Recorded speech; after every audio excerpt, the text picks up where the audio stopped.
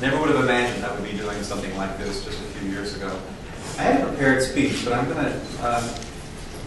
one of the things that I was able to do when I just started speaking out against the insurance industry, I had a chance to be at a press conference with Congresswoman Louise Slaughter from upstate New York. And I was just terrified. I'd never done that before. I used to cover press conferences as a reporter, but I certainly didn't, and I never expected I would be in front of cameras and microphones and reporters with notepads taking down anything that I was having to say. So I put together prepared remarks, and she said, let's just go out there and talk.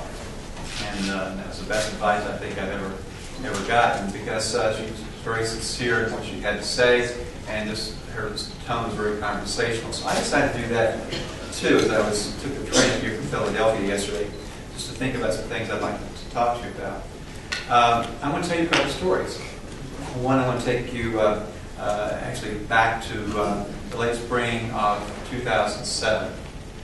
I was still working at CIGNA at that time, and I was getting ready for a meeting that was going to be held upstairs. My office was on the 16th floor of 2 Liberty Place in downtown Philadelphia. And my counterparts from insurance companies from all over the country were flying into Philadelphia in late May of 2007, because the industry was very, very worried that the country might be turning toward accepting or embracing the concept of single payer. The pollsters for the insurance industry had told us just 2 weeks before that for the first time ever, since they had been doing polling for the industry, which went back for well over a decade, that a majority of Americans were believing that the government needed to play a much more direct role in our healthcare system than they ever had before. So the insurance company executives were alarmed about this. They were very, very, very worried that there soon might be a tipping point that would be reached in which more Americans would be demanding comprehensive, far-reaching reform like you guys are considering here in Vermont.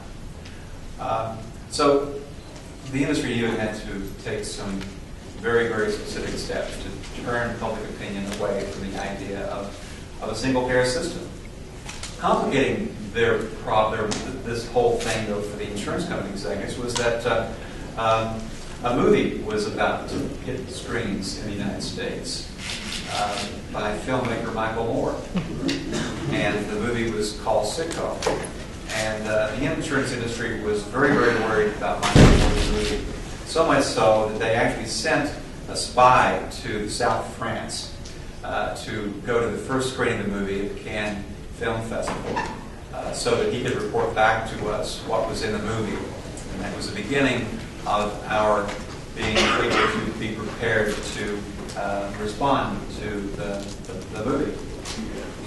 What happened at that meeting that I went to, in which all of my counterparts from United and from WellPoint and from Humana and Aetna and many of the Blue Cross plans around the country, was a very important but very secretive meeting.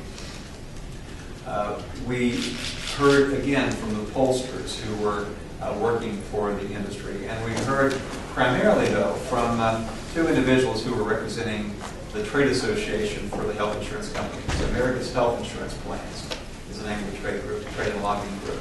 And also a guy who was representing APCO Worldwide. And APCO is a very big PR firm that was this offshoot of a big law firm that has, over the past several years, done a lot of work for the tobacco industry.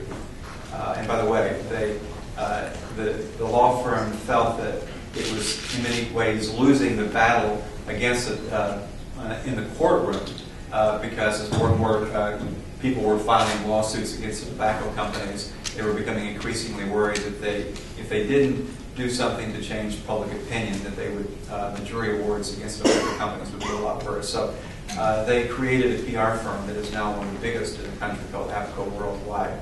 And APCO helped those lawyers to develop a PR strategy to turn people to try to make people think that secondhand smoke, for example, was not a big deal, and that smoking was not as much of a hazard as people were learning that it really was.